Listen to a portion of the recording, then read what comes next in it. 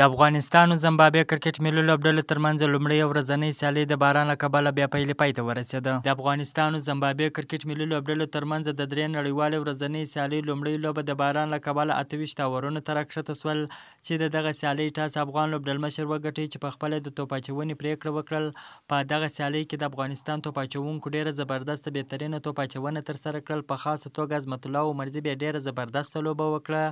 عظمت الله عمرزي بیا 4 لوبغاړي وسوځول، داسې حال محمد غضنفر بیا یو لوبغاړی وسوځوي. که څه هم فضل حق فاروقي کومه ویکټه وانخیستل، خو ډیره زبردسته بهترینه توپ اچونه یې ترسره کړه. د افغانستان او زمبابوې کرکټ ملي لوبډلو ترمنځ لومړۍ ورځنۍ سیالۍ د شدید باران له کبله بیا پای ته ورسېدلو، خو دویمه سیالۍ به د راتلونکي یکشنبې په ورځ ترسره کیږي. خدای دې وکړي چې په هغه لوبه کې باران نه وي. د افغانستان کرکټ ملي لوبډله د زمبابوې لوبډلې پر وړاندې یو ښه سیالۍ ترسره کړي.